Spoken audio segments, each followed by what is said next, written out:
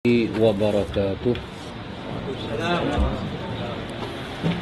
إن الحمد لله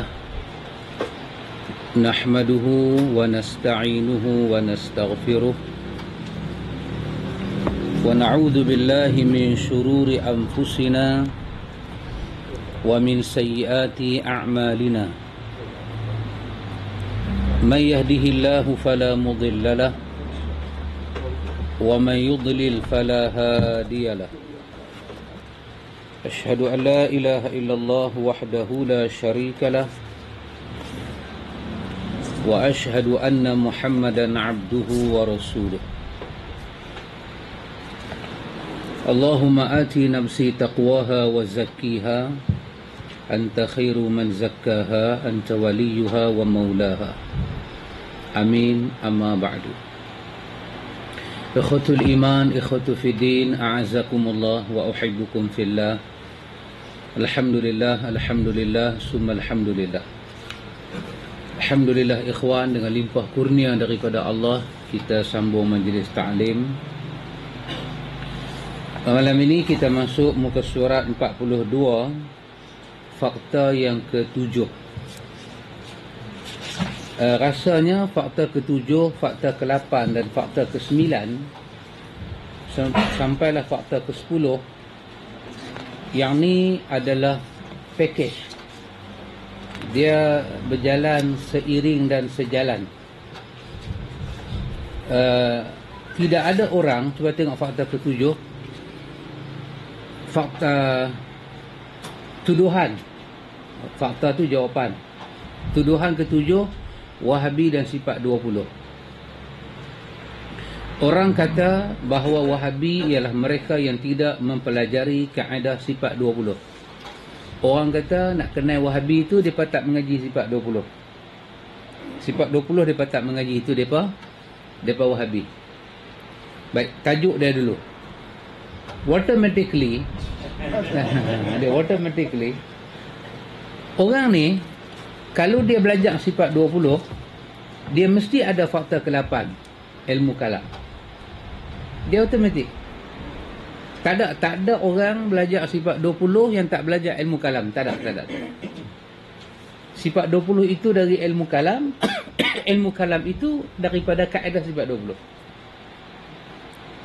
Dua tu benda yang sekali dia punya joint venture dia. Dia satu syarikat. Automatically ada sifat 20, ada ilmu kalam, mesti ada tasawuf. Tak ada lagi orang tu mengaji tasawuf tapi akidah salah, tak ada lagi. Dan belum ada orang belajar sifat 20 yang tak belajar tasawuf, tak ada lagi. Tak ada lagi. Dia seiring dan sejalan. Dia tak boleh tinggal. Dia masuk yang ke-10, fakta yang ke-10, sekaligus ambil belajar sifat 20, belajar ilmu kalam, belajar tasawuf. Tak ada yang tak buat bid'ah. Tak ada. Dia sekali dia pergi. Dia egois sekali. Itu yang kata murtabak tu. Ada telur, ada tepung, ada semua. Tepung murtabak. Dia tak ada lagi. Tak ada. Kita nak pisah-pisah, tak ada. Tapi tak apa. Kita masuk satu persatu. Sifat 20 dengan ilmu kalam ni kita pergi sekali. Saya rasa masa kita bincang apa itu, kita bincang fakta yang ke-3, fakta yang ke-4, fakta yang ke-5, kita dah cerita sikit apa itu ilmu kalam. Ilmu kalam daripada ilmu falsafah Yunan. Ilmu falsafah Yunan. Dan itu saya tengok disebut oleh Muhammad Amin dalam buku dia Duhal Islam. Muhammad Amin tulis buku 3 jilid. Ini jilid yang ke-3, Duhal Islam. Muhammad Amin cerita bagaimana perkembangan ilmu kalam dalam kerajaan Abbasi. Macam mana ilmu ni boleh berkembang. Ilmu ni mai daripada pahaman Yunan. Mereka ni semua orang-orang yang mengaji ilmu ni semua, mereka ni adalah orang yang beriman kepada Allah Ta'ala. Mereka ni orang beriman. Mereka ni orang baik. Mereka ni orang Islam. Tapi ada satu masalah dia kata, annal mutakallifin i'taqadu qawaidul iman wa aqarru bi sihhatiha wa aminu biha summa ittakhadhu adillatahum al-aqliyah. Depa ni semua orang beriman. Depa beriman dengan Quran, dengan kaedah-kaedah iman, depa mengucap secara sahih betul. Tapi masalah depa nak buktikan iman itu dengan cara akal. Dia ada masalah dengan itu. Dulu ni ilmu kalam ni dia apa bahasa kita nak pakai? Dia macam orang dulu lepas daripada zaman Nabi, lepas daripada zaman sahabat, sikit perkembangan dalam zaman imam-imam mazhab. Mungkin kita kata sebahagian daripada imam mazhab tak tengok benda macam ni, mungkin tak terkena ke negeri-negeri tertentu macam Mekah, Madinah, tak ada benda ni semua. Ini negeri yang selamat. Tapi bayang, orang ambil Islam daripada India, orang ambil Islam daripada Parsi, orang dapat Islam daripada jalan Khurasan, jalan Samarkandi. Ini semua tempat-tempat lubuk puaka. Akidah orang masa tu akidah Majusi, sembah api. Depa terkena apa? Depa terkena satu fitnah, depa masuk Islam, ada rasa takut dalam kepala depa, timbul rasa takut. Takut macam mana? Kita masuk Islam, kita duk baca Quran. Quran kata Allah ni bersemayam, Allah ni macam tu, Allah ni macam ni. Kita fahamlah, kita ni faham. Tapi kalau anak cucu kita tanya kat kita nak layan depa lagu mana? Kita nak jawab kat depa macam mana? Maka dalam duk fikir macam tu, duk fikir macam ni, depa terjumpa satu riwayat. Ini dicerita dalam Duhal Islam, satu riwayat daripada Ali bin Abi Talib. Ali bin Abi Talib, ini perkataan Ali bin Abi Talib. Kata Ali bin Abi Talib, hadithun nas bima yafhimuna aturiduna an yukazziballah wa rasulahu. Dia pegang yang ni. Dia terjumpa asar ni. Katanya, Sayyidina Ali kata, cakaplah dengan manusia apa yang orang boleh faham. Cakap dengan manusia apa yang orang boleh faham. Aturiduna, adakah kamu nak an yukazziballah wa rasulahu, adakah kamu nak manusia ni bila kamu cakap tentang Allah, dia mendustakan Allah dan dia mendustakan Nabi Muhammad? Hampa mau tak benda tu jadi? Kalau tak mau benda tu jadi, maka cakaplah kepada mereka agama ni pada kadar mereka boleh faham, kemudian berhenti tang situ cukup. Walaupun benda panjang berjela ni wujud dalam agama, jangan cakap. Pasal apa? Mereka tak boleh faham. Bila mereka tak boleh faham, aturiduna, hang mau ke? Bila hang cakap satu benda mereka tak faham, an yukazziballah wa rasulahu, depa sampai peringkat depa tak boleh faham, depa mendustakan Allah dan Rasul.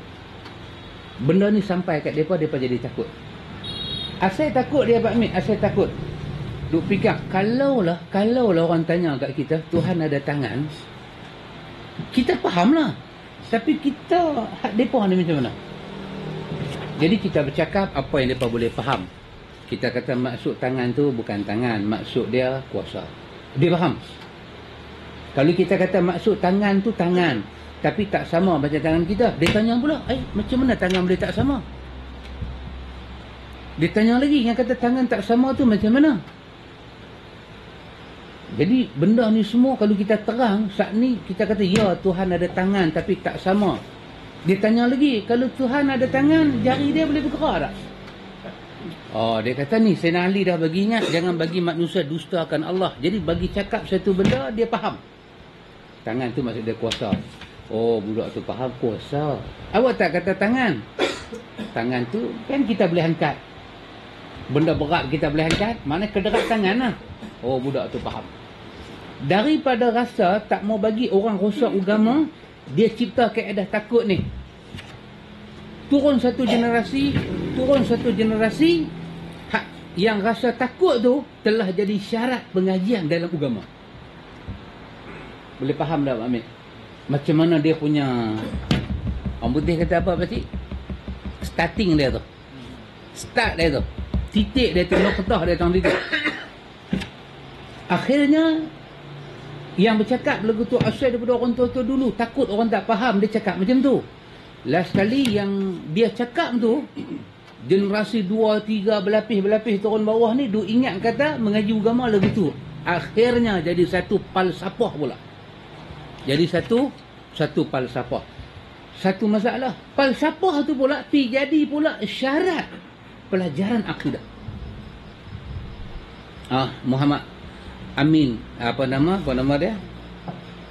Ahmad Amin dalam buku dia Duhal Islam ni, dia kata yang ni penyakit nombor 1. Ni penyakit nombor 1 ada pada ilmu kalam.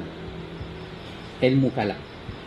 Jadi semua benda dia beriman dengan ayat Quran, dengan hadis dia beriman, tapi dia nak benda tu dibuktikan secara akliyah, secara akal.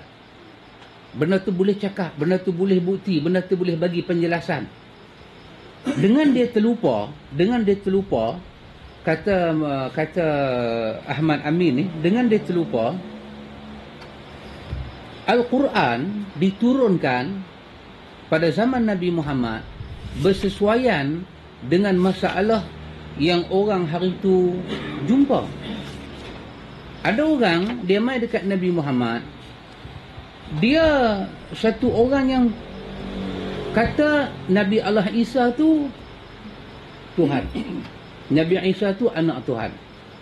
Dia mai aju masalah tu dekat Nabi.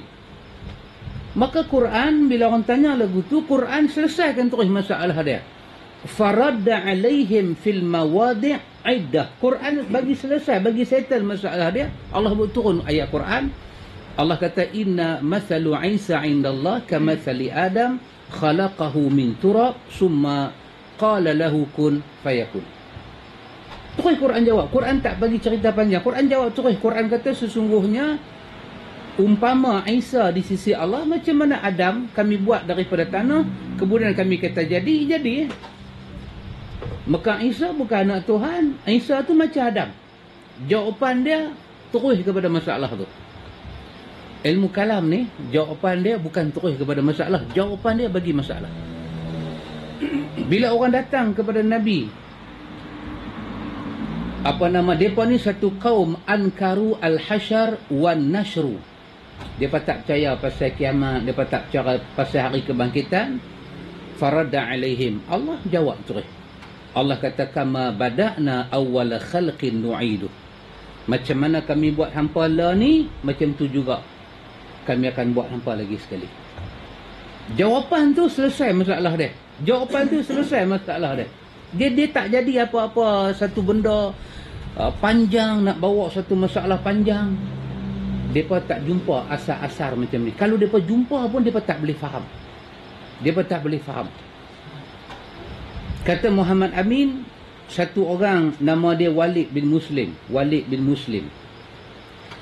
Dia tanya kepada Imam Malik, dia tanya pada Sufyan Sauri, dia tanya pada Lais bin Sa'ad tentang sifat-sifat Allah ni macam mana. Kalau saya dalam ilmu kalam ni duk bagi jawapan macam tadi ya. Jawapan itu dia risau, orang tak faham, dia risau. Ada orang datang kepada Nabi, Tuhan ni ada ke tak ada? Lagu tu punya tanya. Quran turun. Quran kata afillahi syak. Hang syak ke Tuhan tu ada? Fatiris samawati wal ard. Buat langit, buat bumi siapa? Jadi dia tak ada satu jawapan. Dia tanya Tuhan ada ke? Dia jawab Tuhan tu wajib ada, tak boleh tak ada. Dia tak jawab macam tu. Ilmu kalam. Dia jawab, dia takut kawan tu tak faham. Sebenarnya dia takut kawan tu tak faham. Dia sedang mencipta satu kaedah baru. Sampai orang terus tak faham. Sampailah sekali orang tolak kaedah yang betul-betul wujud dalam agama. Orang tolak. Pasal duk pakai kaedah dia tu turun-temurun. Ini satu kesilapan yang cukup besar, kata Muhammad Amin, yang wujud. Sampai lah ni belum ada, kata dia, sampai zaman dia tulis buku dia ni, dia kata belum ada satu kerajaan dalam dunia ni boleh betulkan benda ni. Belum ada lagi. Dan dalam mukadimah buku dia ni, dia kata mudah-mudahan akan datang sebelum kiamat benda ni dapat diubah. Kalau nak ubah benda ni, Muhammad Amin kata, Nak ubah benda ni sama macam kita nak ubah matahari piduk tempat bintang, bintang piduk tempat bulan. Dunia akan kacau. Pasal pada pihak ilmu kalam, dia duk kata tu agama. Dia duk kata tu tauhid, dia duk kata tu akidah, dia duk kata tu iman. Kita duk kata kat dia salah. Bila kita kata dia salah, dia dengar tu, dia bayang apa? Dan kita duk belajar cara salah, dia bayang satu benda yang cukup celaru kat kita ni. Kata Muhammad Amin, orang tanya ni, Walid bin Muslim tanya pada Imam Malik, tanya pada Sufyan Sauri, tanya kepada Al-Laythi bin Sa'ad, yang kata sifat Allah ni macam mana? Semua orang-orang dia tanya ni jawab satu benda aja. Amiruha kama ja'at bila kaif.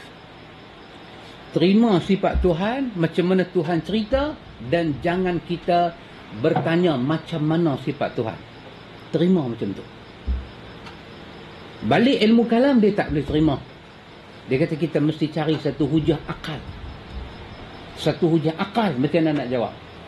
Mereka ni asal orang baik, bukan orang jahat. Orang baik, orang beriman. Orang terima Quran, orang terima sunnah. Tapi dia risau kepada orang tu tinggi. Risau dia tu terlampau tinggi. Dia takut orang tak faham. Tambah dia pergi jumpa macam Ali kata macam tu. Dia pergi jumpa. Dia jumpa macam tu. Kalau kata Tuhan ni duduk di langit, oh kacau. Tambah mungkin mereka ni orang asal puak-puak Greek tua. Sembah api pun ada pakcik. Macam-macam yang duduk dah. Celaru. Macam-macam yang duduk dah. Cakap macam ni kata Tuhan duduk di langit. Dia bayang macam dewa-dewa agama dia asal duduk di langit. Jadi dia beritahu Tuhan daripada langit dia kuasai semua benda. Oh, dia faham. Maknanya Tuhan ada kuasa? Tuhan ada kuasa. Itulah maksud Tuhan duduk atas arasy. Akhirnya orang terima jawapan dia sebagai nas Quran. Tak boleh ubah. Tak boleh ubah. Dia pergi jadi satu petaka dalam agama ini. Maka kata dia apa dia? Fahaula'i ra'au uquf indama ja'a fi din min ghairi tafsir. Ulama-ulama ini kita sebut nama tadi, Imam Malik, Sufyan Sauri, Lais bin Sa'ad, mereka ni semua termasuk apa nama Rabi'ah ni, guru pada Imam Malik, mereka ni menerima cara belajar akidah ni dengan jalan terima dalil yang ada, cuba faham dalil tu dan tak bagi apa-apa penjelasan. Maksud dia tak cuba takwil, tak cuba ubah makna, tak. Sebab la tuslihu lil ammah. Benda tu tak ada apa kepentingan kepada umat. Sebab benda ni berhubung dengan sifat Allah dan akal manusia sangat nak faham tak boleh. Berdasarkan apa Allah Ta'ala cerita, kita faham tak kat tu. Hak baki tu kita serah pada Allah tanpa kita bertanya macam mana. Kita belajar apa yang Allah Ta'ala kata dan kita boleh faham benda Allah Ta'ala kata. Tapi dia kata apa dia? Dia kata amma tariqatul mutakallifin wa syuyukhuhum fataghayir hadhil asliyin. Faminhum aminu billah wa ma ja'a bihi rasul.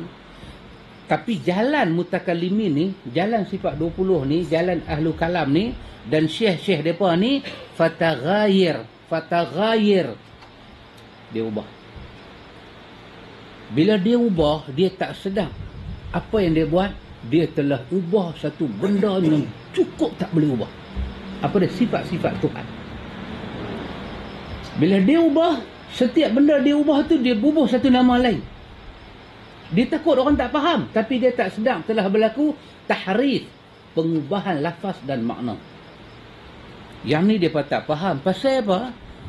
Sebab mereka ni mementingkan biadillatil aqliyah al-mantiqiyah. Mereka lebih mementingkan benda tu boleh dibukti secara akal dan secara mantik. Sampai pada peringkat mereka masuk pada daerah mereka tak boleh masuk, iaitu pada sifat Allah, pada ayat Allah. Maka benda ni menimbul masalah daripada zaman hari itu sampai zaman dia tulis buku dia. Yang tu kita cerita apa yang dia sebut. Lepas tu kata Muhammad Amin, dia kata fal muhafizuna fid din. Apa jalan kita nak bagi agama kita ni jadi elok bila kita belajar akidah? Dia kata tak ada jalan. Al uquf 'indan nas. kita kena belajar uquh. Uquh ni maksud dia apa? Berhenti. Dia kata uquh dia pada Arafah kan. Tapi berhenti duduk dalam situ. Bila ada nas, kita berhenti. Kita terima nas tu. Wa natqu bima natqu bihi fil hudud al-fazid. Kita bercakap pada batas yang lafaz nas benarkan kita cakap. Wasukut amma sakata anhu. Kita diam bila nas mendiamkan diri. Maka kita akan selamat daripada manhaj falasafah dan manhaj mutakallimi. Kita akan selamat.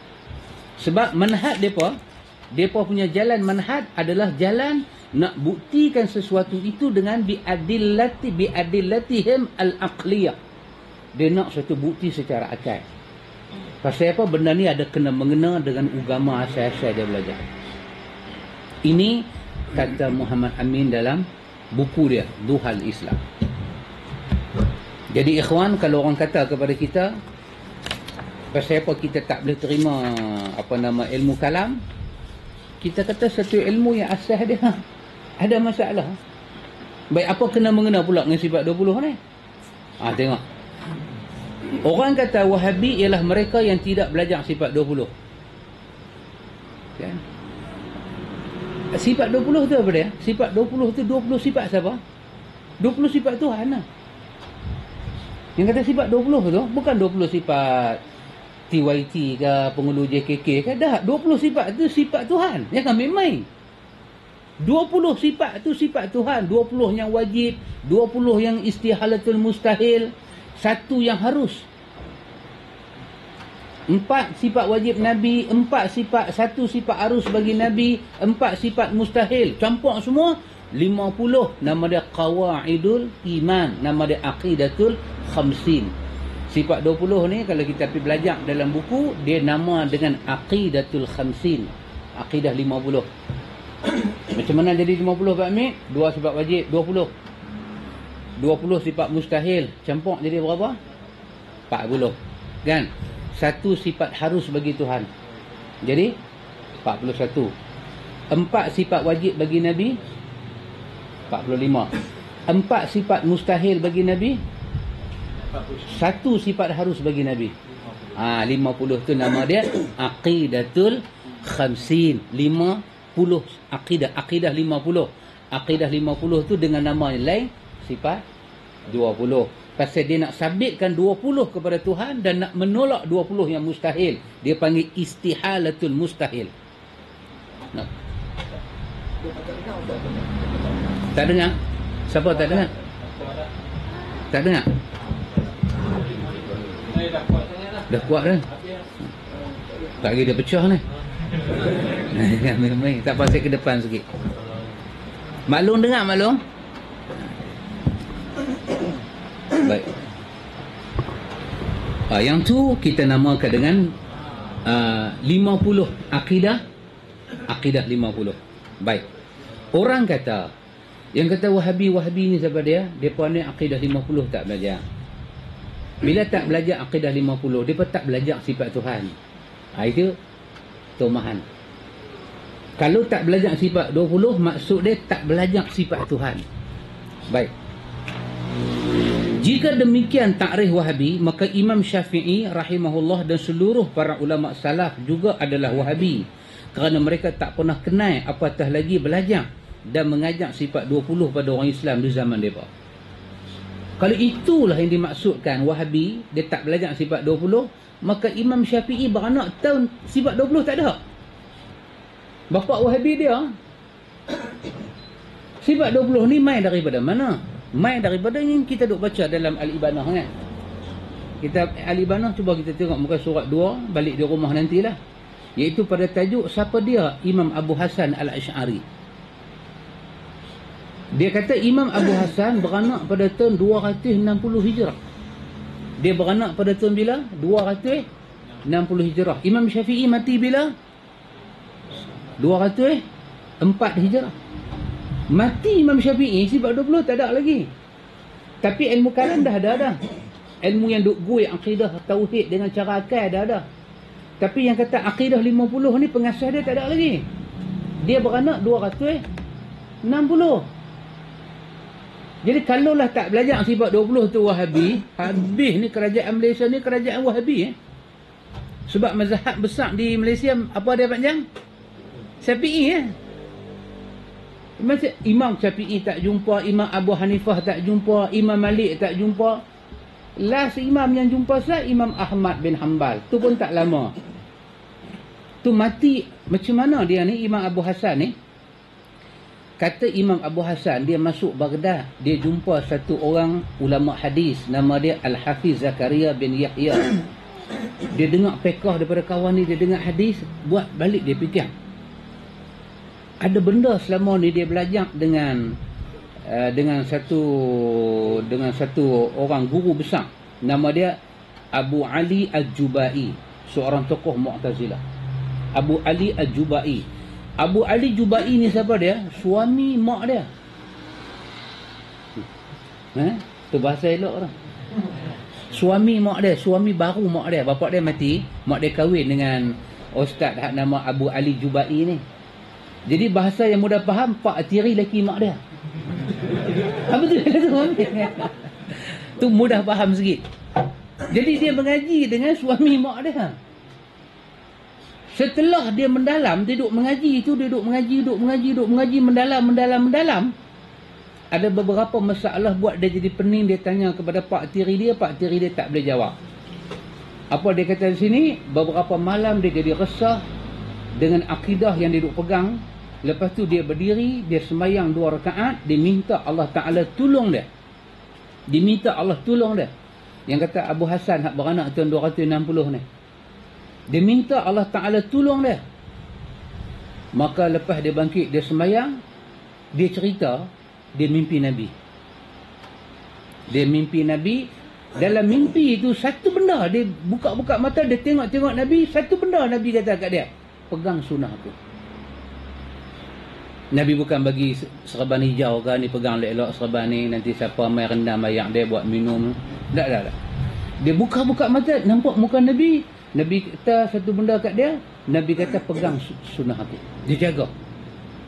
Bila dia jaga, apa dia buat? Dia bandingkan ilmu kalam yang dia belajar dengan Abu Ali Al-Jubai ni, seorang tokoh Mu'tazilah. Dia banding sampailah satu peringkat, benda ni dia buat. Dia kata akidah ni ada masalah. Akidah ni ada masalah. Mai pula satu masa dia jadi satu orang yang nak pegang akidah sunnah ni, nak kena start belajar. Dia pun start pergi dengar kuliah Imam Ahmad. Dia start pergi. Dia ambil tahu tulisan apa nama Imam Fiqhul Akbar. Fiqhul Akbar. Siapa tulis? Abu Hanifah tulis hal akidah. Dia ambil tahu. Dalam duk ambil tahu macam tu, dia jumpa satu orang yang bernama Ibnu Kullab. Imam Ahmad kata Ibnu Kullab ni satu orang yang cukup jahat dalam akidah Ahlus Sunnah. Cukup jahat. Dia masuk racun dalam akidah Ahlus Sunnah. Dia masuk racun. Maka jangan siapa mengaji dengan dia. Siapa duduk majlis Ibnu Kullab, jangan main majlis aku. Tu hoyong hayang lagu tu. Masa tu hoyong hayang tu, dia cuba memberanikan diri dia, memberi isbat, mensabitkan sifat Tuhan sebanyak 20. Yang khilaf dengan Abu Mansur Al-Maturidi 13 sifat. Tengok. Ada benda tak selesai. Ada benda tak selesai. Tak boleh dia kata, tak boleh. Ada benda yang tak selesai ni. Belajar lagi. Ni kita ingat Pak Mik, dulu mula-mula kita mengaji kitab ni. Ni kita baca satu persatu. Kat sini saya tak baca lah satu persatu pasal bukan tajuk kita. Tapi nak cerita, dia asaskan sifat 20. Main satu peringkat, dia tinggal apa yang dia asas sifat 20, dia tulis buku akhir dia, Al-Ibana fi Usul Ad-Diyanah. Di sini akidah dia yang terakhir. Dalam akidah ni dia cerita, dia buang sifat 20 macam dia buang baju di badan dia. Benda dia buang, kita pergi ambil. Kita dah pelekat satu vest baru, Kita panggil kita ni pun Asy'ariyah. Dulu bila dia perkenal sifat 20, dia panggil diri dia Sya'ari lah, dia tu Sya'ari lah. Siapa yang ikut dia, Asy'ariyah lah. Dia buang. Bila dia buang, masalah dia apa dia? Ni, hak rebus tak hempuk ni. Bakar tak rentung ni. Anak-anak murid. Anak-anak murid sampai mati kata ni bukan buku dia. Dalam Muqaddimah ni, Imam Zahabi kata ni buku dia. Ibnu Katsir kata ni buku dia. Baihaqi kata ni buku dia. Imam Ibn Taymiyah, Imam Nawawi, semua kata ni buku Abu Hasan Asy'ari yang akhir. Orang tak boleh terima sebab tulisan dia yang akhir ni bercanggah dengan ilmu sifat 20. Canggah. Bercanggah. Kita belajar memberi nama sifat 20 tu pun satu masalah dah. Satu masalah dah. Bagi nama tu sifat 20 dah masalah. Pasal apa? Yang bagi sifat Tuhan adalah Tuhan sendiri. Kita tak bagi sifat Tuhan. Kita terima, kita beriman, kita pakai yang tu. Dalam pelajaran akidah, tak ada yang kata sifat Tuhan start dengan wujud. Tak ada. Bila orang tak percaya Tuhan, turun ayat Quran, Afillahi syak, orang tak percaya Tuhan. Siapa boleh turun hujan? Dia tak pergi kata pada orang tu, Allah wujud. Mana boleh tak wujud? Mesti wujud. Quran tak main macam tu. Quran tak main wujud itu sifat Allah. Dah tak payah sebut. Lepas tu qidam. Sifat Allah nombor 2 qidam. Kita pergi bagi sifat satu-satu ke Tuhan. Sampai 20 kita berhenti. Lepas tu kita pergi bagi satu sifat, kita sebut lawan sifat dia. Dia tak boleh lawan dengan sifat ni. Kesemua ni pakai alasan apa? Alasan aqliyah mantiqiyah. Alasan ilmu kalam tadi. Tak boleh terima. Kita tak boleh terima. Ibn Qayyim kata apa? Ibn Qayyim kata, kalau hampa jumpa orang kata Allah bersifat dengan qidam, satu benda apa kena ingat. Qidam bukan sifat Tuhan. Qidam sekadar nak bagi tahu kata Allah Ta'ala itu wujud. Dia adalah awal. Dan awal dia tak start dengan siapa-siapa awal lagi. Tak ada. Dia yang paling awal. Qidam, Ibn Qayyim kata, qidam bukan daripada sifat Allah Ta'ala. Tak boleh masuk dalam sifat 20 tu satu daripada sifat Allah. Qidam tak boleh. Qidam tu Ibn Qayyim kata sekadar Imam At-Tahawi sebut dalam Aqidah Tahawiyah nak bagi orang zaman tu faham dengan dia kata qidam itu tanpa awal. Dia pakai untuk bagi orang tu faham. Tapi qidam tu bukan sifat Tuhan.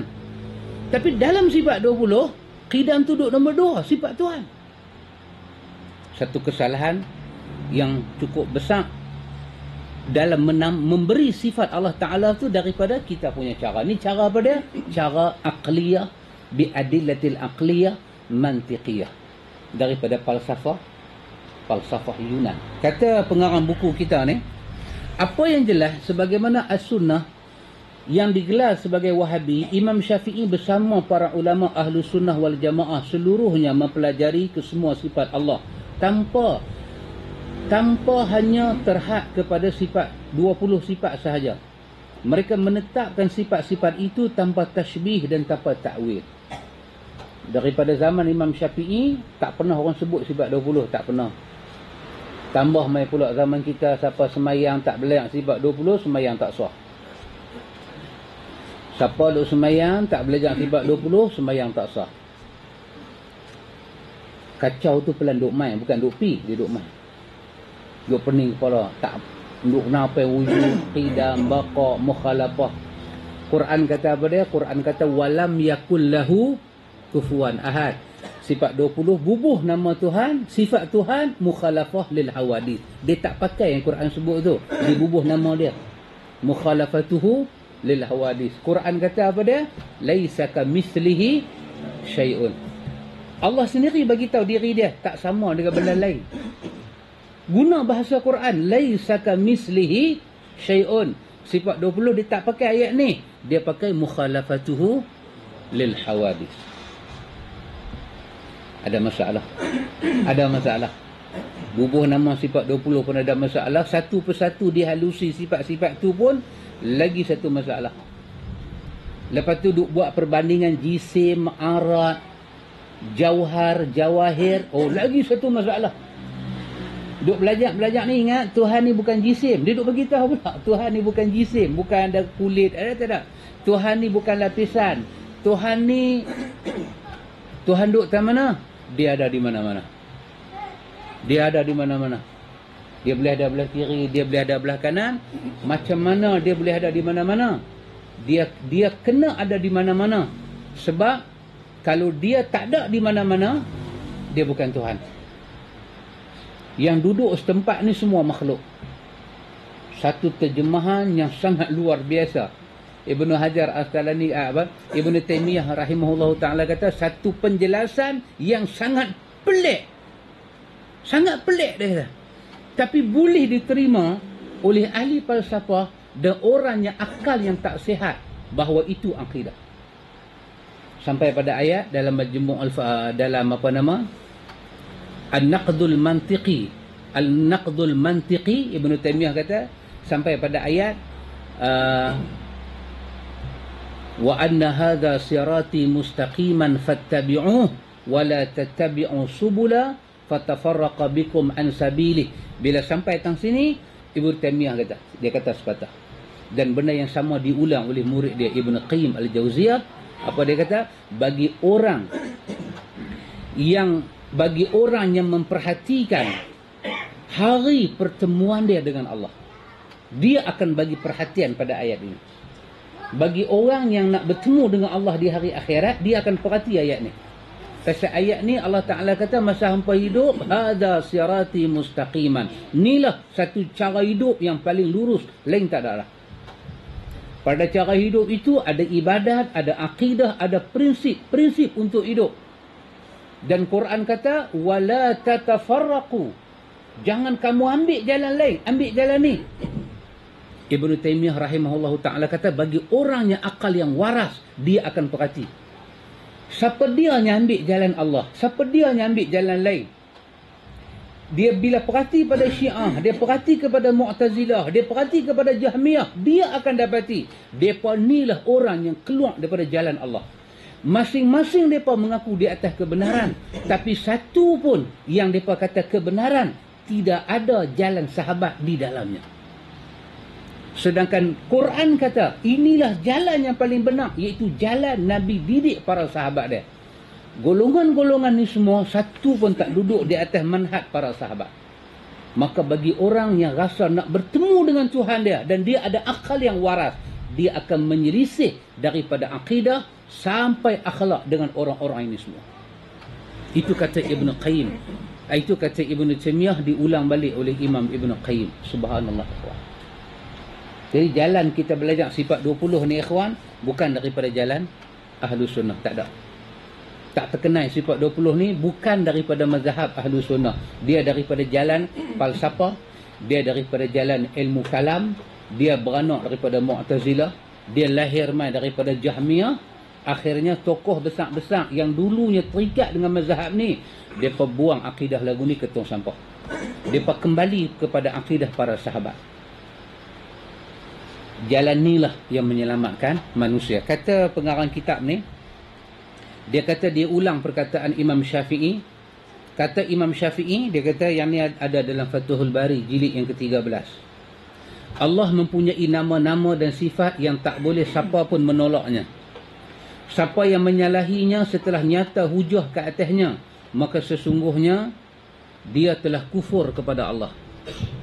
Dah tertegak dah macam mana akidah Quran, macam mana akidah sunnah dengan jalan Ahlu Sunnah wal Jamaah. Dah faham dah jelas. Dia tak mau pakai juga.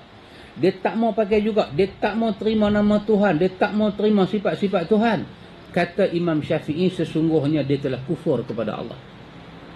Dia kufur kepada Allah. Rukun iman kepada Allah, malaikat, kita, para nabi. Apa makna kufur kepada Allah? Sifat-sifat Allah ni, nama Allah ni kita panggil barang taufiqiyah. Barang yang kita tak boleh terlibat. Allah yang bagi tahu. Nas, dia memerlukan dalil. Pasal ini bukan sebarangan. Kita bukan boleh duk pergi bagi tahu. Saya ingat rukun negara ni kena tukar daripada 5 kita buat 4 cukup. Jangan. Dia kan buat pasal. Orang buat rukun negara tu lepas 13 Mei. Tu Razak buat lepas 13 Mei. Dia buat tu bukan dia duduk kena kopi tepi kedai jalan ni. Apa nak buat dah? Dia ada kertas putih. Dia ada bincang orang tertentu.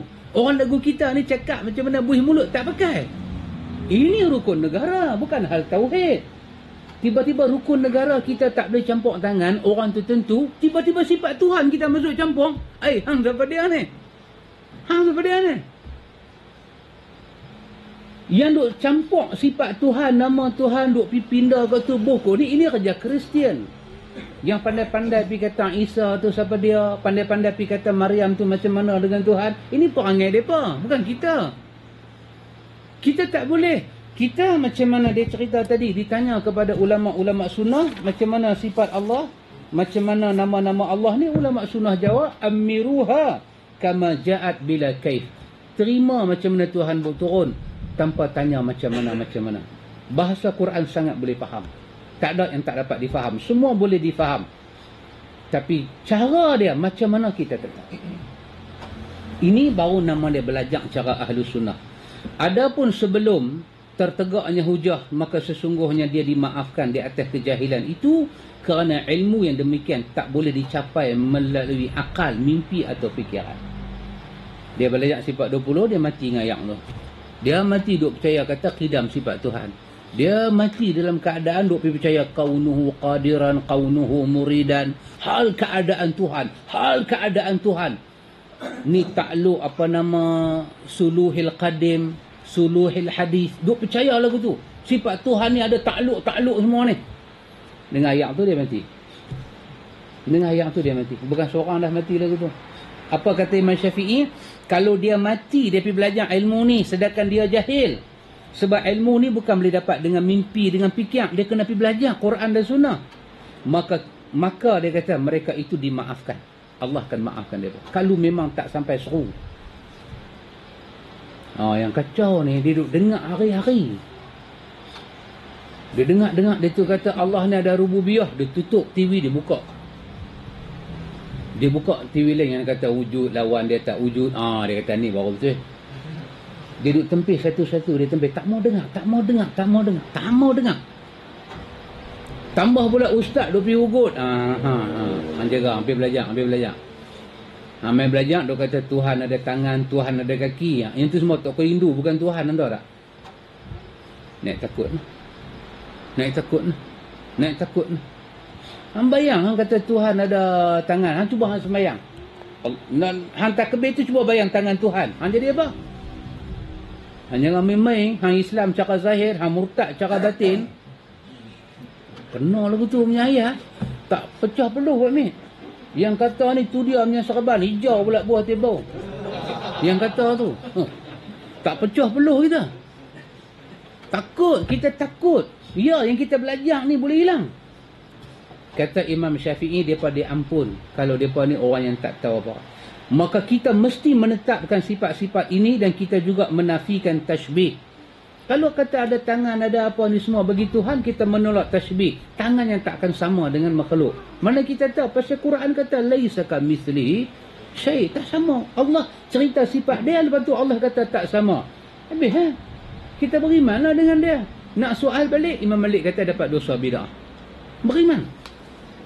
Ini pasal ikhwatul iman, kita tak belajar sifat 20 langsung tak wujud zaman Nabi, bukan daripada aliran mazhab Syafi'i, dan menamakan sifat 20 dengan 20 itu pun ada masalah. Lepas tu mensabitkan Allah dengan 20 sifat yang tidak sabit dalam nas Quran, satu lagi masalah. Kita tak boleh pandai-pandai pergi buah ni untuk ini sifat Tuhan. Tak boleh, sekali-kali tak boleh. Dia kena datang daripada jalan Al-Quran, dia kena datang daripada jalan sunnah Nabi SAW. Pasal tu pelajaran akidah sunnah dia jelas. Dia start dengan la ilaha illallah. Habis. Kata Imam At-Tahawi, apa dia kata? Kami bercakap dengan apa yang kami yakin berdasarkan petunjuk daripada Allah. Allah itu annallaha wahidun la syarikalah. Allah itu esa, tidak ada sekutu baginya. Habis, boleh faham. Maksud yang kata tak ada syirik itu apa dia? Tak. Tolak syirik rububiyah, tolak syirik uluhiyah, tolak pada asma dan sifat. Tolak. Bersihkan tauhid kita. Tiga-tiga tauhid itu bebaskan dia daripada syirik. Rububiyah milik Allah, uluhiyah milik Allah, asma dan sifat milik Allah. Sifat Allah mengetahui benda gaib. Jangan duk buh dekat bomo, dekat siapa-siapa ni, jangan. Jangan pergi buh. Lama dia pergi buh sifat gaib ni pada orang mati.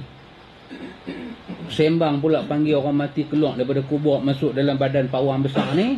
Sembang pula. Sembang.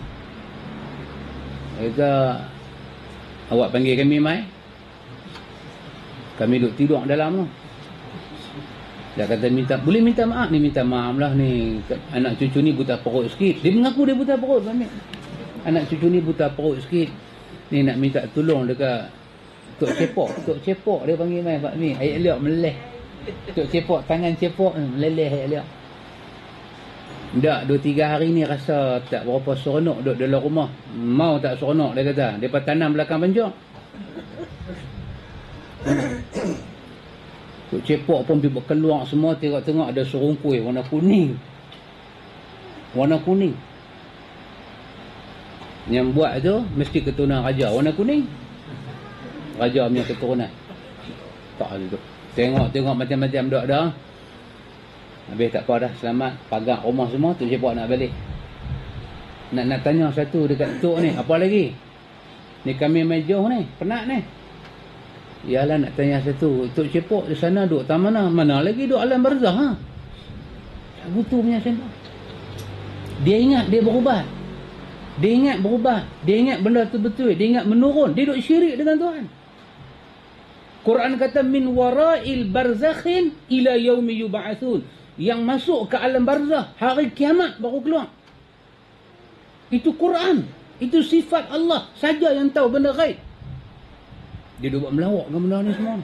Dia tak lepas tauhid asma dan sifat. Dia tak lepas tauhid asma ni dan sifat. Sifat Allah mengetahui benda gaib. Dia hanya wujudkan benda gaib. Dia pergi tanya ke orang ni, ni barang hilang, tolong tengok sah. Tapi kalau hak bomo lagi satu tu tak apa. Nampak main berapa orang je. Ni main pasal apa? Pasal budak Nora kan? Bomo tu tak apa. Bomo tu tak masuk sini. Budak Nora tu keras dia kan? Pulut ada pulut. Pulut. Telur ada. 3 aja. Lain mana? Lain tak nampak dia kan? Wahai mambang, tolong standby. Rezeki kita sudah sampai. Aku hulur hampa tolong capai. Itu tak apa.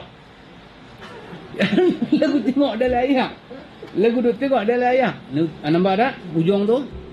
Nampak tak ujung tu? Nampak? Ambil lilin titik. Titik lilin dalam ayat.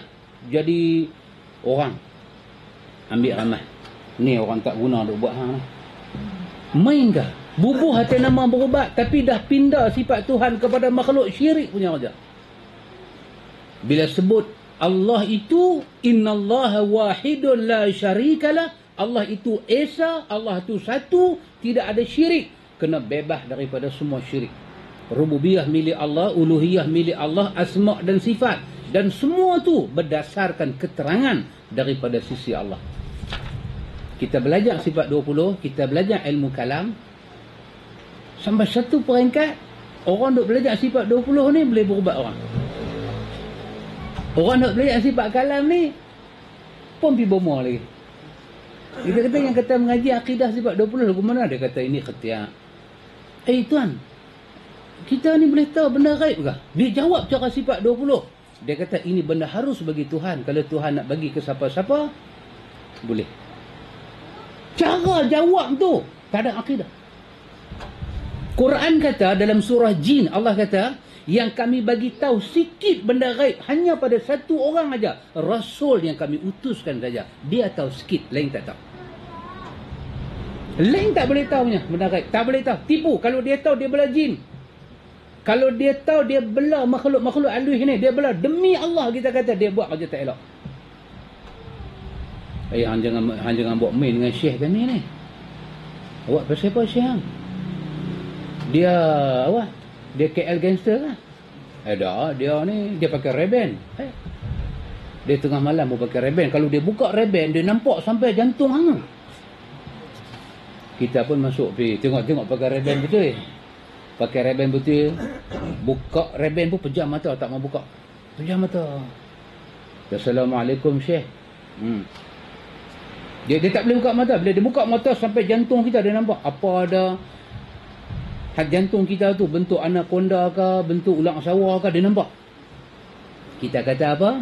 Kita kata kalau hang percaya Syekh hang lagu tu, hang dengar apa aku nak kata. Syekh hang sedang kawan dengan setan. Syekh hang sedang kawan dengan syaitan. Surah Jin kata yang boleh tahu benda gaib hanya seorang sahaja, Rasulnya Allah turunkan wahyu pada mereka. Bapa hang ni Rasul kah? Pak mentua hang ni Rasul kah? Ni tok guru hang ni Rasul kah? Ni hampir belajar apa sifat 20 ni? Sampai hampir jadi karut macam ni. Hang boleh kata kalau Tuhan nak bagi kawan tu tahu benda gaib, itu hak Tuhan. Memang hak Tuhan. Tuhan bagi pada Rasul dia. Lain tak akan tahu. Itu berdasarkan dalil yang qat'i. Tak boleh tahu ya. Rosak akidah manusia. Jadi rosak. Kita tak boleh terima pelajaran secara sifat 20. Ilmu kalam pun macam tu. Ilmu kalam pun lagu tu. Antum tengok ilmu kalam dia kata, semua imam mazhab, mereka ni sangat benci dengan ilmu kalam. Benci. Benci sungguh-sungguh. Antum cuba tengok satu kata-kata Imam Syafi'i. Tidak adanya lebih aku benci daripada ilmu kalam dan ahlinya. Tak ada benda aku benci, ilmu kalam. Dan ahli dia yang duk belajar dengan tok guru tu semua, aku benci. Kalau orang kata pada kita nak jumpa tak mana cakap Imam Syafi'i ni, dia bagi pergi cari kitab Syiar Alam An-Nubala, jilid ke-10 muka surat 19. Kitab ni siapa tulis? Imam Zahabi tulis. Kitab ni sampai lah dok ada. Berjilid-jilid dok ada. Erti bahasa Arab, pergi buka, jumpa.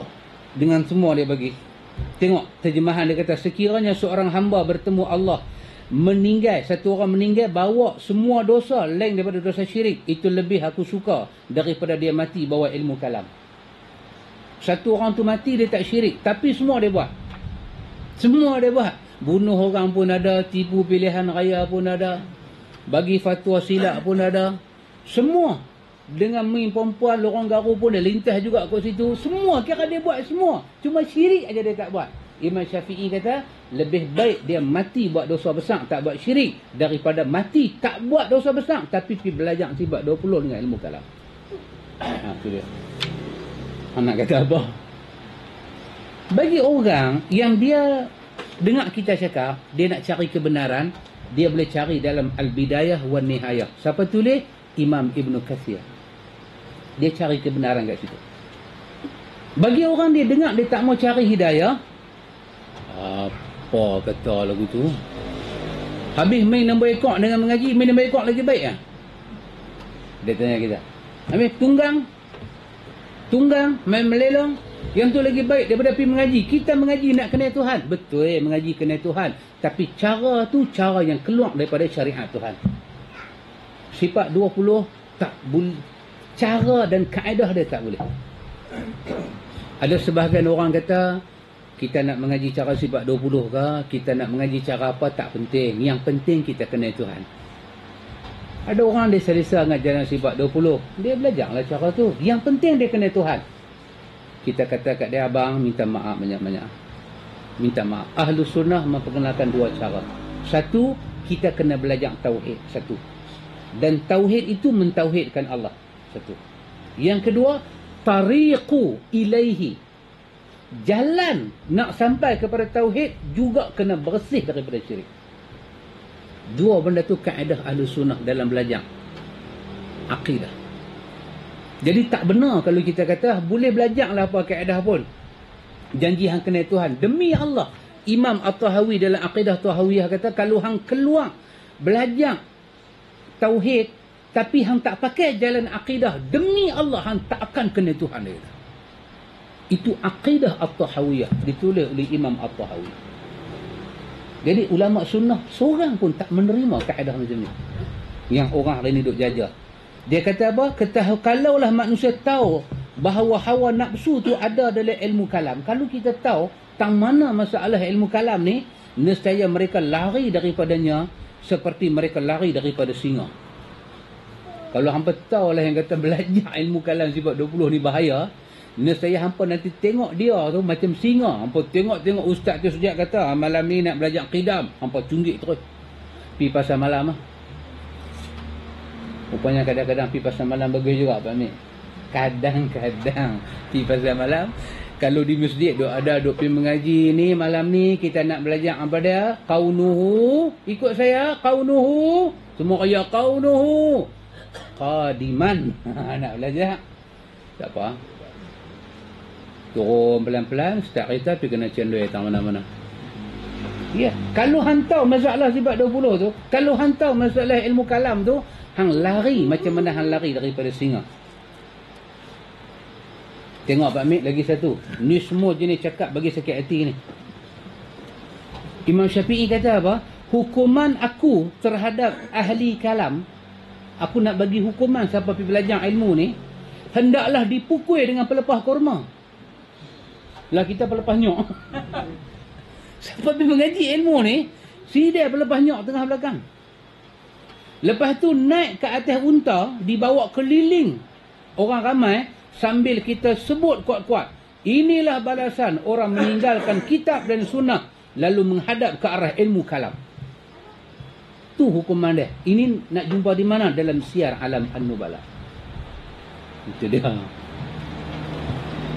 Kalau buat hukuman ni, yang nanti kena mula semua ustaz-ustaz. Yang nanti duk kena dengan pelepah kurma ni Pak Mik, bubuh hati unta, arak satu kampung, ustaz. Ustaz nanti kena. Kata dia, apabila telah sahih sebuah hadis menurut pendapatnya, ini Imam Syafi'i cakap, ada dalam Syiar Alam An-Nubala juga, apabila telah sahih sebuah hadis menurut pendapatnya, maka beliau selalu mengikuti kandungan hadis tersebut. Dan hal terbaik yang ada pada dirinya adalah bahawa beliau tidak suka untuk masuk ke dalam perbahasan ilmu kalam. Beliau hanya bersemangat dalam membahaskan masalah-masalah fiqh. Imam Syafi'i kata Imam Imam Az-Zahabi cerita dalam Syiar An-Nubala, Imam Syafi'i ni terjadi kaji hadis. Ada dalam hadis sahih, dia akan cakap. Satu benda baik ada ke Imam Syafi'i, kalau orang tanya pasal ilmu kalam, dia tak mau jawab. Dia tak mau jawab. Imam Malik nanti kata, tak ada soalan lain kan nak tanya? Tak ada soalan lain kan? Tak mau jawab. Pasal satu ilmu yang tak pernah wujud zaman Nabi dan zaman sahabat, ulama-ulama pun tak mau dengan ilmu ni. Lepas 300 tahun hijrah, baru ilmu ni mai. Dia mai, dia masuk, sampailah, tak boleh buang daripada diri. Anda tengok kesudahan orang belajar ilmu ni, dia nak pergi ke mana? Dia mai ke faktor 9, iaitu dia nak jadi orang tasawuf. Dia nak jadi orang tasawuf. Tasawuf ni satu masalah. Pasal apa? Ada 3 ilmu kita wajib belajar. Tauhid, tasawuf, fiqh. Tengok. Ni, dia nak jadi 3 adik-beradik. 3 adik-beradik ni dia nak mai. Bila dah selesai tauhid tu apa dia? Sifat 20. Cara ilmu kalam. Lepas tu dah habis dah satu kitab tauhid, nak belajar apa pula? Mai tasawuf pula. Tengok apa Imam Syafi'i kata. Saya ulang lagi satu ikhwan. Siapa kita tidak dapat pendedahan yang betul, apa itu tasawuf? Tasawuf ni ikhwan satu ilmu yang kotor. Ayat acak pun tak kotor lagu dia. Saya ulang. Saya takkan tarik kenyataan saya ni. Tasawuf ni satu ilmu punya kotor, lebih kotor daripada ayat acak dalam parit. Lebih pada akidah, maupun pada ibadah, maupun pada akhlak. A to Z, semuanya bertentangan dengan Quran dan Sunnah. Saya boleh buktikan satu persatu. Saya buktikan satu persatu. Tengok. Orang kata Wahabi ialah mereka yang menolak Sufiyah. Wahabi ni tak suka mengaji tasawuf. Kan? Betul tak? Orang kata, memanglah hang jawab tu, orang tanya satu soalan kan. Ni benda ni boleh tak boleh? Kita kata berdasarkan hukum fiqh tak boleh. Dia jawab, dia kata betul, berdasarkan hukum fiqh tak boleh. Tapi di sisi orang tasawuf boleh. Tengok, dia ada 2 hukum. Kita kata di sisi orang fiqh boleh. Boleh, tapi di sisi orang tasawuf tak boleh. Orang fiqh ni, mereka ni puasa tak makan tak minum lah. Tapi orang tasawuf lain. Orang tasawuf ni dia lain. Pasal dia cara lain. Tengok. Ni nama dia huru hara dia. Huru hara. Tasawuf satu ilmu yang cukup kotong. Cukup kotong. Mari saya buktikan satu persatu. Baik, Imam Syafi'i kata apa? Ini Imam Syafi'i kata. Dalam Manaqib Syafi'i ni siapa tulis? Imam Baihaqi. Imam Baihaqi tulis Manaqib Syafi'i. Dalam Manaqib Syafi'i dia kata, "Law anna rajulan tasawwafa min awalin nahar lam ya'ti alaihi az-zuhru illa wajadtuhu ahmaq." Seandainya seorang jadi sufi, pengamal tasawuf di awal pagi, dia pergi belajar tasawuf pada awal pagi, maka sebelum zuhur engkau dapati dia termasuk orang yang paling bodoh. Bodoh tu main cepat. Ahmak ni bodoh kan? Tapi ahmak ni bodoh dalam bodoh. Kumpul semua orang bodoh, dia paling bodoh. Itu nama dia ahmak. Kalau dia start belajar tasawuf pada waktu pagi, sebelum masuk zuhur, dia akan keluar dengan bodoh. Imam Syafi'i kata apa dia? Ini ada dalam Hilyah Al-Ulama oleh Abu Nu'aim. Kata dia, usul tasawuf al-kaslu. Pokok asas kepada tasawuf malah. Malah itu asal kepada tasawuf. Bolehkah kita kata macam tu? Boleh. Saya buktikan beberapa nota kaki yang saya buat. Antum tengok. Yang pertama, antum kena tahu, tak ada orang belajar tasawuf ni dia boleh belajar dengan elok, melainkan akan ada pada diri dia hulu melampau. Saya ulang. Mana-mana antum tengoklah nama tasawuf, nama sufi, nama tarekat, benda ni akan ada hulu. Ini saya buat nota kaki daripada dirasat fi tasawuf. Dirasat fi tasawuf oleh Dr. Ihsan Hilali Zahir. Satu buku besar. Dia tulis apa nama? Jenayah Tasawuf dan Sufi. Antum kena dapatkan buku tu. Saya nanti habaq Ustaz Johan, setiap kita ni kena ada buku tu. Itu buku yang terakhir dia tulis sebelum dia dibunuh. Dia dibunuh. Siapa bunuh dia? Campur orang Sufi dengan orang Syiah, bom meja dia mengajak, mati dia. Jenazah dia dibawa keluar daripada Pakistan, daripada Madinah, terus telefon kerajaan Pakistan, bawa jenazah dia pergi ke Madinah, hantar hospital Madinah. Sampai di hospital Madinah, dia mati.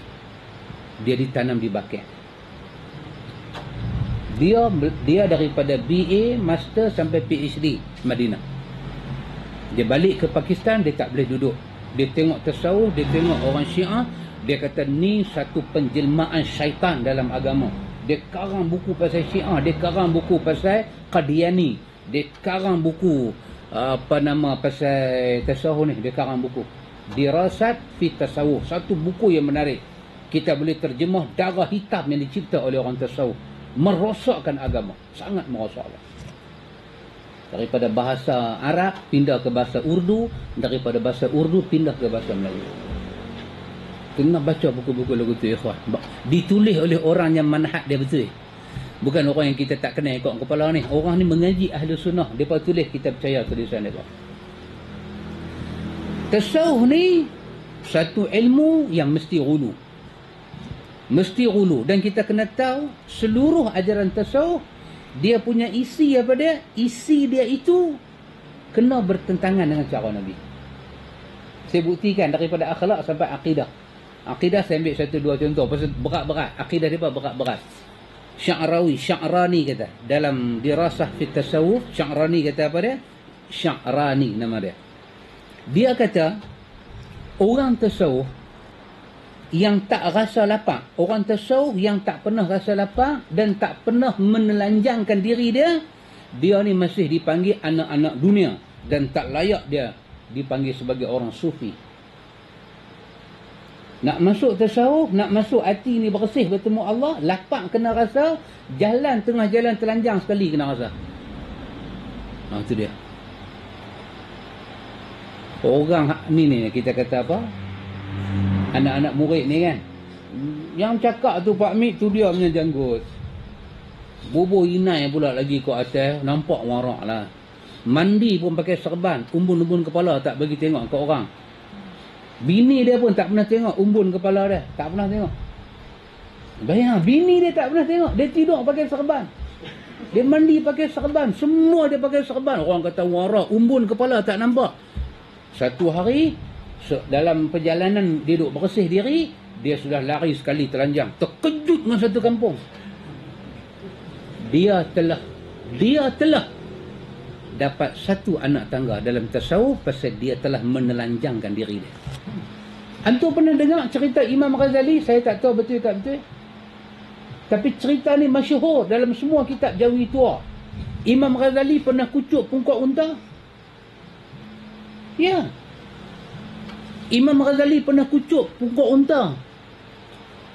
Saya tak tahu cerita ni nak ambil tak mana. Tapi semua kitab Jawi ada cerita ni. Semua ustaz pondok cerita benda ni. Hak Kelak TV pun cerita juga. Imam Ghazali satu hari nak buang hati dia tu. Nak bagi tawaduk. Dia tengok kiri, tengok kanan, orang tak nampak. Dia pergi kucuk pungkuk unta. Habis macam mana orang boleh tahu dia kucuk pungkuk unta sedangkan dia tengok kiri, tengok kanan tak ada orang? Tengok. Cerita tu. Cerita tasawuf tu punya kotak. Kalau kata makan ayat kita kata sekali-sekala kita minum air kecil unta, dia kata wek. Ada pengotong dia kata. Daripada minum air kecil unta biar aku isap okok. Tapi dia boleh cerita pergi kucuk pungkuk unta. Dia cerita Imam Ghazali dalam perjalanan nak bersih diri. Imam Ghazali dalam perjalanan bersih diri, dia sudah semayang satu semayang. Abang Imam Ghazali duduk di belakang. Abang dia duduk belakang, pejam mata. Imam Ghazali jadi imam. Abang dia pejam mata. Saya tak tahu nak cerita mana cerita ni. Tapi dalam semua kitab kuning ada bab tasawuf. Tapi dia tak abang nak cari mana cerita tu. Dia main lagu tu je. Qila wa qala. Dia pun kata, kita pun kata. Abang dia pejam mata. Habis bagi sembahyang, dia tengok abang dia pejam mata. Dia tanya kat abang dia, abang apa pasal? Saya dah baca silap ke? Abang dia kata, hang tak ada silap. Hang sembahyang semua betul. Tapi bila aku buka mata, aku nampak belakang baju hang penuh dengan darah. Abang Imam Ghazali. Imam Ghazali tersandak. Dia kata, Masya Allah, kasyaf abang aku. Pasal apa? Masa tengah dia semayang, dia tengah selesaikan fik nifas untuk orang perempuan. Abang dia boleh nampak darah nifas tu keluar. Keluar mas. Dia cerita orang tasawuf. Ya ikhwan, Nabi tengok munafik Abdullah bin Ubay semayang. Nabi tak pernah kata apa. Nabi tak pernah nampak. Aku nampak, apa ni keluar daripada perut hang. Tengah hang duk semayang, udang karang keluar, udang galah keluar. Nabi tak pernah kata. Wah, itu munafik, ahli neraka. Orang tasawuf punya cerita ni cerita cukup kotor. Satu orang tasawuf nama dia Nafzi Al-Randi. Ini dalam bahasa Urdu. Nafzi Al-Randi. Dia kata apa dia? Dia kata syarat nak belajar ilmu tasawuf ni kena ada 4. Satu, mau lapang. Kena lapang. Sekejap lagi saya cerita. Mereka lapang bukan macam kita lapang. Mereka lapang sampai 6 bulan tak minta kedarah apa. Iktikaf orang tasawuf Pak Mit, masuk awal bulan Rejab, keluar 10 Muharram. 6 bulan 10 hari dia punya iktikaf. Makan tak, minum tak mampu. Tu bayang, kalau tak belah hantu raya, belah apa? Ni yang kata tasawuf ni. Benda dia cerita tu tak wujud kepada Nabi, tak wujud kepada sahabat, tak pernah wujud pada imam-imam salaf, tak pernah wujud, tapi wujud kat mereka. Pasal tu hulu ni sifat pertama orang tasawuf. Dan kita cerita benda tu wujud dalam kitab-kitab tasawuf. Ibnul Arabi dalam kitab dia Futuhul Makkiyah, apa dia kata? Cukup punya teruk dia cakap. Nak belajar tasawuf ni kena ada 4 sifat. Lapang satu. Yang kedua, nak belajar tasawuf ni apa dia? Kena duduk dan diam. Diam. Tak mau cakap banyak tu yang buah kutip batu dalam mulut tu Pak Mit. Buah kutip batu basuh elok-elok, buah kutip batu. Batu 7 tu buah 7-7 dalam mulut. Jangan telan sudahlah mampu. Yang ketiga apa dia? Duduk sendiri-sendiri. Itu syarat nombor 3. Yang keempat apa dia? Tak boleh tidur. Cantik Lapang, Duduk seorang-seorang, diam, tak tidur. Pakej syarat masuk Perak Road. Memang pakej tu lah. Memang pakej tu lah. Ini ada di mana? Dirasah tasawuf. Ikhwan, kita jangan terkejut. Ikhwan, kita ingat ilmu ni ilmu elok, ikhwan.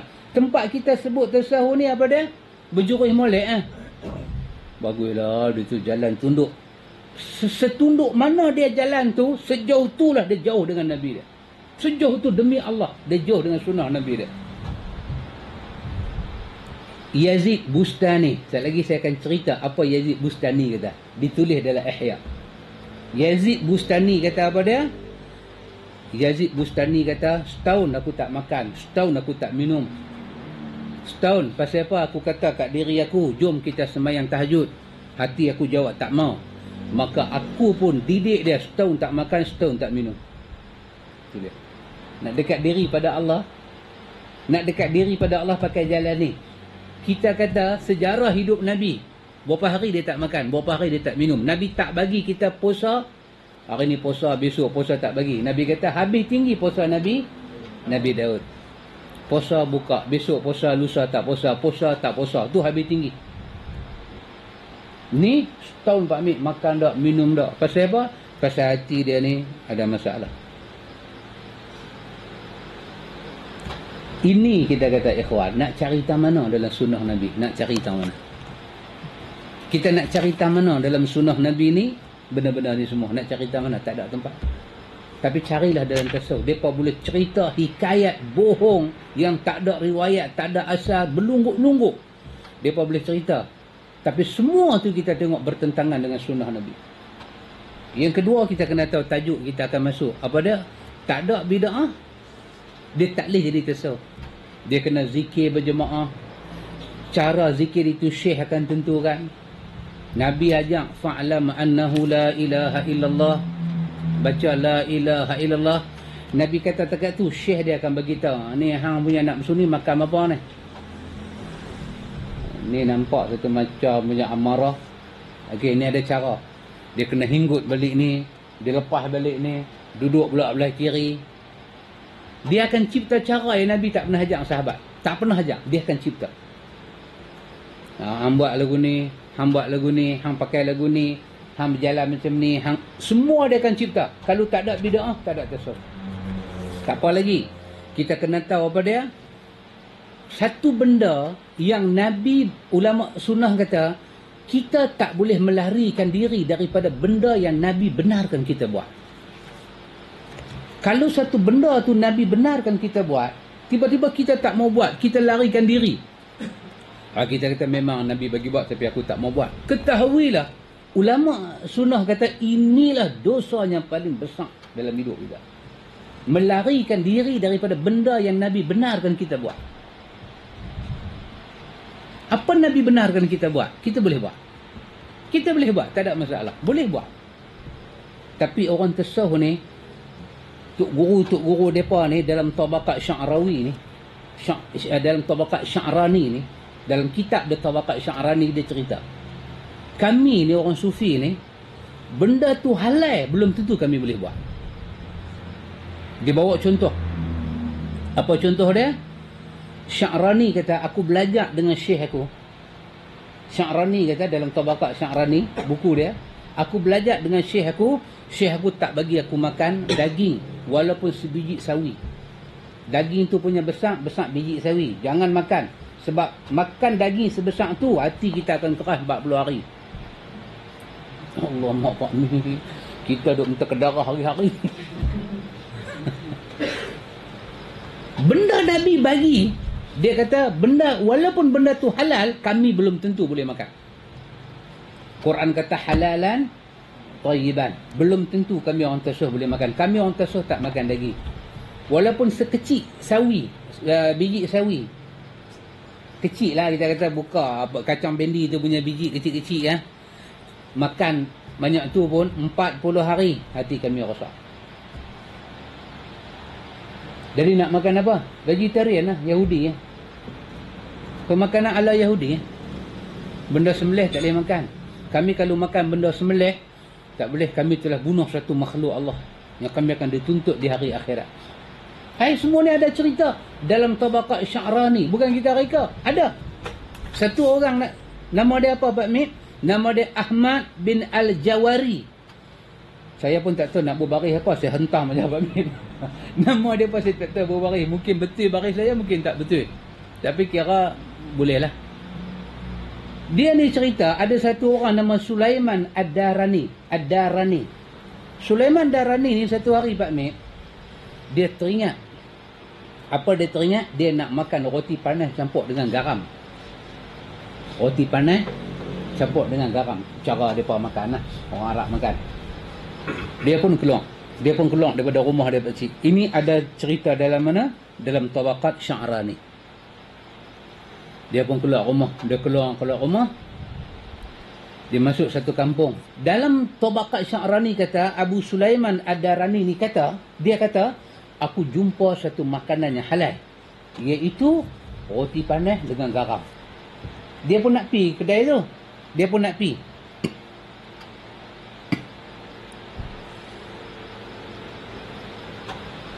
Macam kita lah kan. Orang tengok Tok Guru mai. Tok Guru takkan nak bagi Tok Guru kan. Takkan nak bagi Tok Guru beli, belanja. Dia pun tengok apa nama benda dia nak makan tu wujud. Dia pun koyak cicah roti panas dengan garam. Dia kunyah satu-satu. Tengah dia kunyah satu-satu tu tak habis. Dia ludah. Dia ludah. Orang semua terkejut lah. Dia kata apa? Dia kata, ya Allah, terimalah taubat aku. Ya Allah, terimalah taubat aku. Pasal apa? Dia kata sesungguhnya nak makan roti campur garam tu, yang tu nama dia fikir dunia. Maka dia telah lalai daripada ingat Allah Ta'ala. Maka dia kena bertaubat daripada makan. Kata Ahmad Al-Jawhari, sejak daripada tu aku tengok sampai dia mati, dia tak makan dah garam dengan roti. Mungkin balai rokok lah kot. Lagu ni punya cerita dah. Nabi kita, orang bagi susu, Nabi minum susu. Orang bagi roti, Nabi makan roti. Yahudi pi masak kambing, ambil belah paha, pi panggang, panggil Nabi, bismillah, Nabi makan. Kan? Aisyah tanya kat Nabi, ya Rasulullah, puak-puak Yahudi ni, mereka bagi kita duk makan ni, mereka sembelih baca bismillah kan? Apa Nabi jawab dalam hadis Bukhari? Mereka tak baca bismillah, masa makan hang baca lah bismillah. Tengok Nabi jawab lagu tu. Ni kalau puak-puak ni ludah pula. Perjalanan mereka tak ada sunnah Nabi. Satu orang nama Abu Turab. Saya tak tahulah panggil Abu Turab lah kat dia. Nak berbaris tak kerti. Abu Turab. Nama dia Abu Turab. Ini cerita dalam ni lah. Dalam kitab Tabaqat Sya'rani. Abu Turab. Abu Turab ni apa cerita dia? Dia ni, dia nak makan roti dengan telur. Roti telur lah kot. Kan? Nah, dia nak makan roti dengan telur. Jalan bakmik, dia masuk kampung. Sama macam tadi ni. Dia kata apa? Aku jumpa satu kampung yang halal. Aku nak makan lah. Tengah-tengah dia pergi kedai nak makan, tiba-tiba 2-3 orang main, sudah kepak tangan dia pergi belakang. Dia kata, dia ni duduk sebelah pencuri tadi ni. Dia sudah silap orang lah kot. Ada mana kedai kena rompak tu, dia nampak muka macam pelanduk dua serba. Dia berkata, dia ni yang lari dengan pencuri tadi. Hak pencuri kita tak dapat, dia dapat dia ni pun jadi. Dia pun sedekah dia. Dia duk kena sedekah ni siapa dia? Abu Turab. Dia kena sedekah ni, dia pun duk sedekah, dia kira. Dia kata 70 kali aku kena tumbuk. 70 pukulan, berdebu, aku kira. Matematik dia bagus. Dia kira, berdebu, bagi betul-betul punya. Habis, dia kena 70 tersandak. Dalam tersandak tu, mai satu orang. Dia pun kata, bukankah entah ni Abu Turab An-Nakhshabi? Bukankah hang ni Abu Turab An-Nakhshabi? Kawan dah kena 70 pukul. Pening satu macam. Dia pun jawab, ya aku. Allah, dia pun kata, hang ni Tok Guru besar. Dia tu pernah tengok YouTube dia lah kot.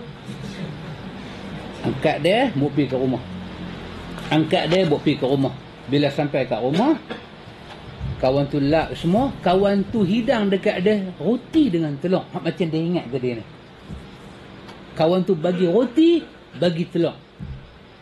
Dia tengok roti dengan telur. Dia Menangis dia angkat tangan. Ya Allah, aku bertaubat. Rupanya ya Allah, aku ingat benda halal saja nak makan. Nah, hukum aku 70 pukulan baru aku layak makan. Baru dia makan setelah dia alami hukuman Allah kerana ingat roti dengan telur. 70 kali punya kena tumbuk, baru halal dia makan benda halal. Apa punya jalan ni semua ni? Apa punya jalan ni semua ni? Abu Khair Asqalani. Abu Khair Asqalani. Ini semua nama mereka dalam tabaqat Sya'rani. Sya'rani. Dia ada Sya'rani, ada Sya'rawi. Ni Sya'rani. Abu Khair ni, dia setahun Pak Mek teringin nak makan ikan.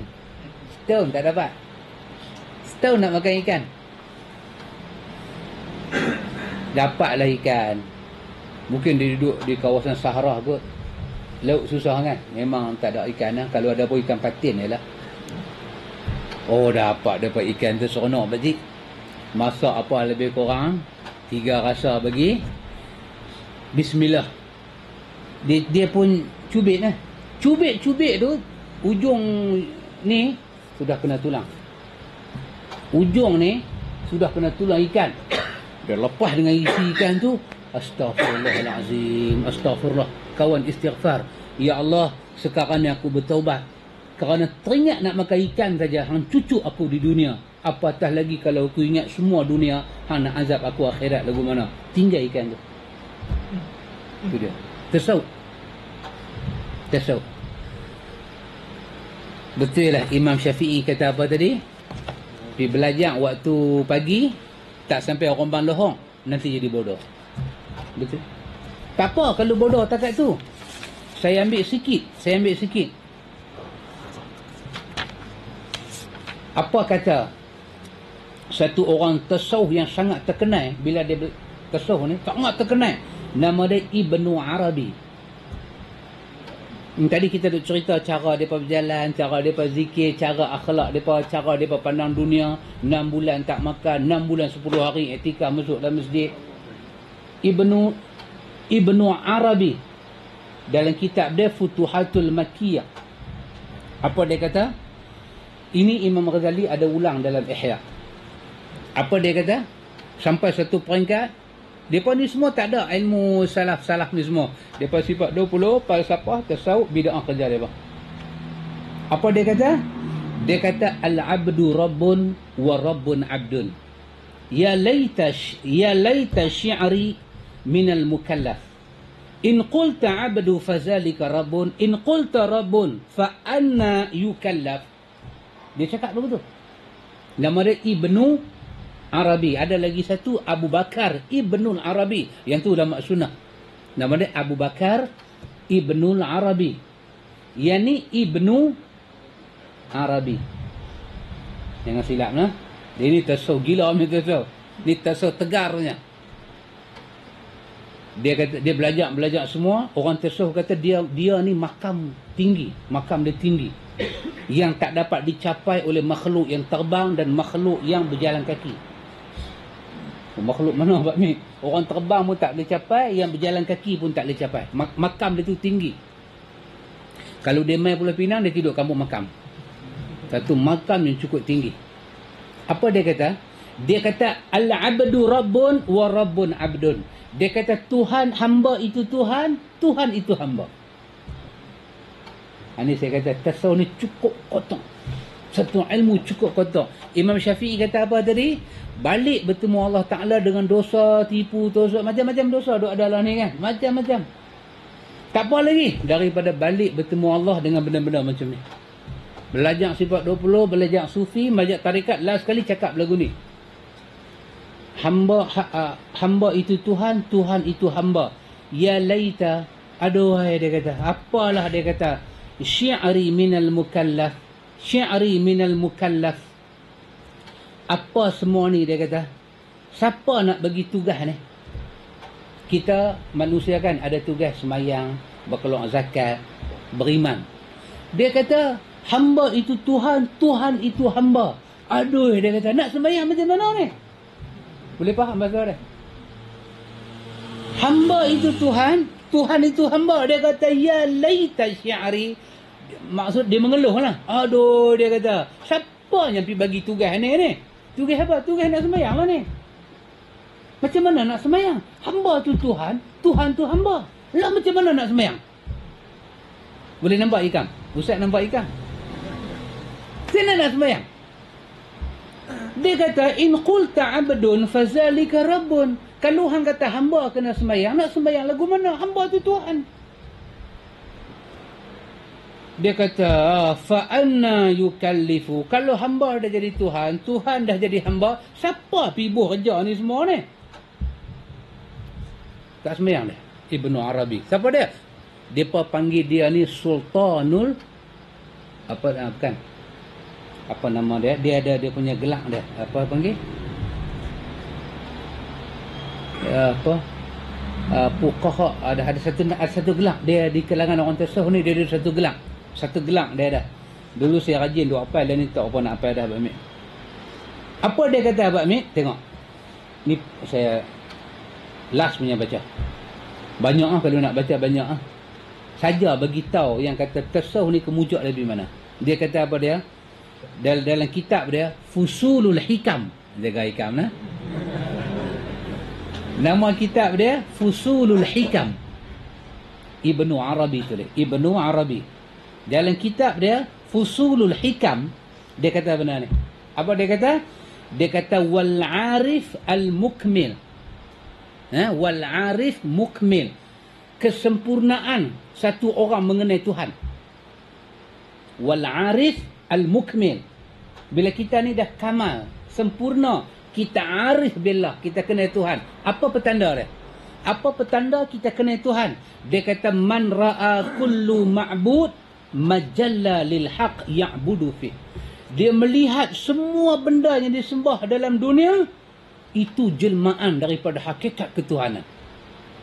Itu tanda ariful mukmil. Walizalika sammuhu kulluhum ilahan ma'a ismihi khasah bil hajar wa syajar hayawan insan kaukab atau malak. Karena itu dia kata mereka ada nama khas untuk Tuhan ni. Nama khas yang tak diketahui melainkan oleh orang arif yang mukmil. Apa dia? Nama khas bagi Tuhan. Kadang-kadang Tuhan dipanggil dengan nama batu, dengan nama pokok, dengan nama binatang, dengan nama manusia, dengan nama bintang dan dengan nama malaikat. Itu nama khas yang orang yang tak sampai peringkat kami tak tahu ni nama Tuhan. Yang kata tasawuf. Banyak lagi tak cerita takat tu ya cerita. Tu pun dah nak mai pergi sebelah. Nampak? Jadi ikhwan, apa pun kalau kita tak ikut sunnah Nabi, kita punya selam, punya dalam sesat dia tak nampak. Kita tak tahu masalah tasawuf, kita tak tahu masalah sifat 20. Demi Allah saya kata, saya pun tak tahu. Bila kita dapat tahu? Bila belajar sunnah baru tahu. Betul tak Pak Amir? Ya. Pakcik pernah dengar cerita orang tasawuf yang dia tu berjalan-jalan, siapa dia tak tahu, berjalan-jalan jumpa buah apple tepi sungai. Dia pun dengan satu macamnya lapar, bismillah kerak pergi. Dan terkejut, alamak. Takkan buah apple ni kan? Dia mesti ada pokok. Bila ada pokok mesti ada tuan. Dia sanggup ikut arwah hayat. Berapa kilo dia jalan pun tak tahu. Kau daripada Pulau Pinang sampai Seremban kau dia jalan. Baru jumpa pokok buah apple duduk tepi sungai. Baru jumpa satu rumah, dia sudah pergi tanya kepada kawan tu, tuan saya minta maaf, saya dah makan buah apple tuan ni, boleh ke? Oh dia tu dengar-dengar, mana boleh? Tak boleh. I say man, tak boleh. Habis macam mana nak buat? Hang kena duduk dengan aku setahun. Duduk kerja lebih kurang setahun. Dah halal ke? Tak halal lagi. Hang kena kahwin dengan anak aku. Alhamdulillah lah. Tapi aku nak abang, anak aku buta. Anak aku cacat. Kudung tangan, kudung kaki, buta mata. Allah. Mula dengar dah steam dah kahwin. Lepas tu potong steam. Tak boleh Tapi buat lagu mana? MOU dah ada. Pasal dia duduk fikir, dia dah gigit dah buah apple tu. Kalau dia tak tunai hajat kawan tu, dia akan masuk neraka. Lagu tu punya pekah dia pergi belajar tahu mana? Kita jalan-jalan jumpa satu rokok tengah jalan. Boleh tak kita cucuk? Boleh, tak ada tuan. Kalau biak membazir. Macam mana? Membazir saudara syaitan. Tapi tak ada dalil kata esok rokok darah syaitan. Membazir darah syaitan. Ni, yang kata syaitan ni. Bismillah cucu. Takkan nak pergi tanya rokok siapa? Tak. Dia ni pergi tanya buat apa? Kata kena kahwin. Buat lagu mana kan? Takdir Allah. Nampak lagu mana? Takdir Allah. Kita duk belajar lagu tu kan. Minyak naik pun takdir Allah. Naik apa ni semua ni? Takdir Allah. Kita ahlu sunnah bukan boleh lawan. Tengok masuk malam pertama, mata biru elok, tangan cantik elok. Macam mana ayah kata anak ayah ni buta, anak ayah ni cacat? Ayah ni pula cerita pengalaman dia. Hanya orang yang baik saja boleh mencari Tuan Apple ni siapa. Banyak yang ada ni semua ni penyamun karbus hantar dah. Sambil jalan dia perah bila betul. Hang ni berjalan 2-3 kilo. Hang ni orang baik. Anak aku buta mata maksiat, tak pernah tengok. Anak aku cacat, dia tak pernah sentuh benda haram, tak pernah tengok jantan. Hang lah yang layak kahwin dengan anak aku. Kahwinlah daripada orang ni. Yang tu yang beranak siapa dia? Syekh Abdul Qadir Jailani. Tu dia. Kita kata awak teruk lagu tu. Itulah. Hampa orang pekah, kami orang tasawuf. Kami lain. Tu dia yang kata tasawuf. Tu dia. Teruk dia punya jalan tu sampai macam tu. Baru ni duduk dengan Pak Amir, doktor tu cakap dalam TV, doktor tu majlis fatwa, AJK majlis fatwa satu negeri di apa nama Pohon Beringin. Dia kata apa? Orang tasawuf ni banyak ambil batu buah dalam mulut. Tu dia. Depa bukan sembang dengan bini depa, duduk makan batu. Duduk makan batu. Pasal apa? Bila makan batu tentu dah tak buat dosa. Nak gigit pun pecah gigi. Jadi apa dia kata? Nak berjaya dalam tasawuf ni apa dia? La yuflih man alifal afkhazan nisa. Ini dalam Syiar Alam An-Nubala. Syarat nak masuk tasawuf ni tak boleh seumur hidup, dia kata. Tak boleh seumur hidup terbiasa dengan paha isteri-isteri kita. Tak boleh. Maka macam mana nak buat? Dia kata kena tinggal bini kita ni ka'annaha armilah. Seperti mana bini kita ni seorang janda, ya'wa ila mazabil al-kilab. Dan kita ni pergi lari masuk ke tempat anjing bersembunyi, biar bini kita urus hidup dia macam janda, baru boleh sampai makam yang macam tadi apa Sya'rani sebut, Allah itu Tuhan, Tuhan itu hamba. Tapi kalau biasa dengan bini ni semua, tak boleh sampai makam ni, sampai mampuilah handuk tong situ, dia kata. Tasawuf. Ini semua kita tak pernah tahu. Pasal apa yang dia mai kat kita ni baru lapis pertama. Yang masuk tarekat tu, masuk tarekat ni lapis pertama. Lapis pertama. Dia kemuncak, duduk sembang seorang-seorang, gelak hi. Kata, pasal apa tu? Dia kata, saya makam 3. Dia makam 3. Makam 3 tu duk hi. Kalau makam 7 tu makam 3 jadi lagu tu. Kalau makam 7 sendiri mau fikir. Sendiri mau fikir. Allahu akbar ikhwan. Karena itu ulama sunnah kata susah teliang. Insya-Allah ikhwan, lepas ni kita masuk lagi satu package kepada tasawuf. Apa dia? Bid'ah.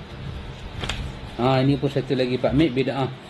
Depa kata bid'ah ada 2, satu bid'ah dalalah, satu bid'ah hasanah.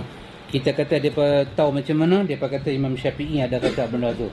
Nanti lagi sekali kita tengok Syafi'i kata lagu mana. Betul ke Syafi'i kata bid'ah tu ada 2. Lepas tu kita nanti masuk satu bab Pak Mik, Wahabi kata pahala Quran tak sampai pada orang mati. Lepas tu dia mai kenduri arwah pula Pak Mik. Lepas tu dia mai kalkin mayat pula. Kita tengok. Ini kita akan sampai tajuk dia. Wallahu a'lam.